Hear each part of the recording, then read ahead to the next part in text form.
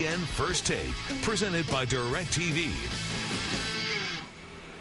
The Brett Favre to the Vikings talk this offseason, nothing new in Minnesota. You may recall there were similar rumblings before the start of last season.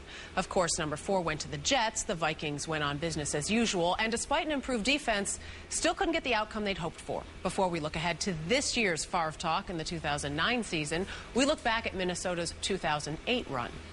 There were big expectations for the 2008 Vikings, yet they were struggling around 500 for more than half the season in a weak division, thanks in part to a special teams unit that allowed a startling 7 scores on various miscues. Gus Frerotte replaced the struggling Tavares Jackson at quarterback by week 3, but he isn't the reason the Vikings were playoff contenders. Adrian Peterson led the NFL in rushing in his second NFL season with 1,760 yards on the ground. His most satisfying performance of his short career came in a 28-27 win over the Packers. After one of his 9 fumbles on the season, Peterson single-handedly carried the Vikings to the game-winning touchdown in the 4th quarter. In Week 13, the Vikings finally put together a complete game in a Sunday night 34-14 win over the Bears, part of a 5-1 finish that clinched the NFC North at 10-6. Jackson was back at starting quarterback down the stretch for the injured Frerotte, but his 15-for-35, 1-interception performance in the playoff loss to the Eagles ended another season in Minnesota where the quarterback questions never were resolved. So what's in store for the Vikings in 2009? We bring in receiver Bernard Berrian for a look ahead. Bernard, you know it's all Favre talk. I've been talking about it with you, I think, since last year at this time. When you look at him, though, if he does join this team, how important is it for him to be with you for training camp?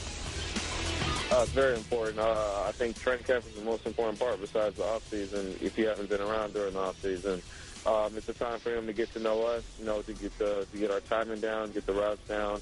He already knows the offense, so that's a big help. But he still needs to learn the players, and we need to learn him. How is all this talk about Favre maybe coming, maybe not, impacting those guys? I think hopefully I want to say it's raised their level and their awareness about the game and preparing for this season too. The competition between them so far this offseason has been good. They've raised their level of play, which I'd like to see. Competition should bring that. And hopefully, if Brett doesn't show up, that they can continue that throughout the season or training camp. And obviously that decision will be made in some time. You know who your starting running back is, though, Adrian Peterson. How much better do you think he can be? And I'll just remind you, he ran for more than 1,700 yards last season. Yeah, I know. It's crazy because there's so many plays that they're still left out on the field. Even last year, going back and looking, he is definitely capable of getting the 2,000-yard season easy. I think it's very, very easy. Obviously, if a Favre was there as his quarterback, it might help out a little bit, too, there. Favre will have weapons if it is him or whichever quarterback like you. And like a Percy Harvin, what have you seen in him that you like so far? I know it's just OTAs and minicamp, but what do you like?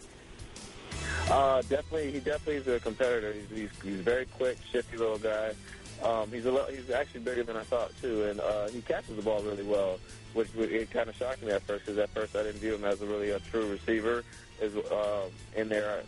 And he's actually done a really nice job during the offseason. His routes are getting better and improving, and he's running really nice routes out there. He's catching the ball very well. So, he's doing a good job, and I'd like to see that continue throughout the season. Any hazing that you've got planned for him already for training camp? We got some. I can't tell the story though. We got some stuff planned. I have no doubt about it. I want to turn the attention now a little different direction. You're a man of many nicknames. Some call you B Twice. Others call you California Cool. What do you have? What's your favorite nickname that you like? I like B Twice. Simon Assassin was a good one. Anything that somebody hasn't called you that you maybe would throw out there?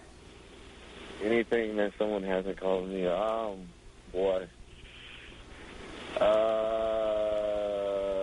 Skinny, I guess would be one.